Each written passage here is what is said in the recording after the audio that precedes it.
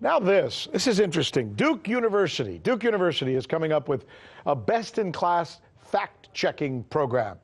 They say it's going to allow us, you and me, to determine fact or fiction in real time as we're watching news, right? So you're watching me and it'll tell you whether Rick Sanchez is telling you the truth when he says whatever it is that I just said.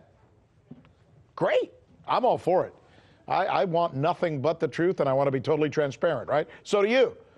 Media analyst and reporter Ben Swann joins me to discuss what sounds like a great idea, but Ben Swann is a prolific writer and reporter with lots of experience. He's also a media analyst, and he joins us now to talk about this story. I think we need to start with the Duke story. The fact that they're creating a program, and let me read to you what it says here, right? It says the Duke University team expects to have this product available for election year. Real-time fact-checking on screen. Now, ready? Here's the caveat. Yeah. This is what they're sourcing with. Their database will be using research from Politifact, factcheck.org, and the Washington Post. I mean, all three credible news organizations, but the problem that you run into is that there are people inputting this information as to what is true and what is not. And so it doesn't matter what the news organization is. There is no organization that becomes the authority over facts and the authority over truth. Except in cases where we all agree on the facts. For example, Richard Nixon was the president of the United States in the late 1960s.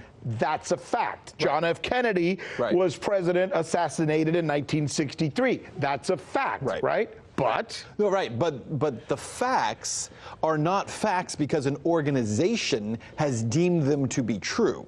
So the facts exist. The problem is that what a lot of these tech companies are doing is they are assigning the authority to organizations to determine what is true and what is not. So you can challenge the facts that come out of any of those organizations. So it's about who you choose to fill your database with, and I think that becomes a little bit of a problem. Although, you know, I'm torn on this one, Ben. I like the idea that we can finally start putting some sense of credibility on all the crap that's out there. And man, there is so much crap out there. Absolutely. I don't like the idea that to do that, you have to choose Joe's source and put him in your database, but not Mary.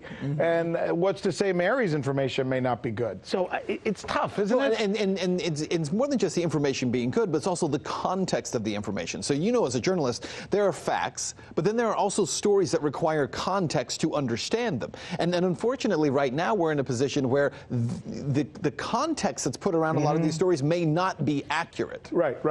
Okay, I'll give you an example. The New York Times is probably one of the finest news organizations in the history of the world. They have by far the greatest, most skilled reporters. However, they also have an editorial bent. That's right. Led by years of being either pro-state or pro-whatever. Absolutely. You and I could, write a chapter on that as well. So that's where you get into the problems, the nuance of the editorial bent.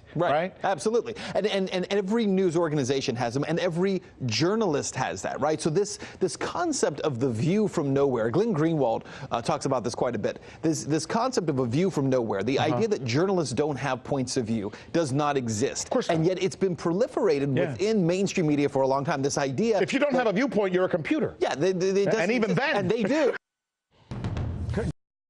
Hey YouTube, thanks for checking out our channel. We hope you enjoyed the video. We have tons of content for you just like this. For more of RT America's one-of-a-kind news and analysis, be sure to subscribe and never stop questioning more.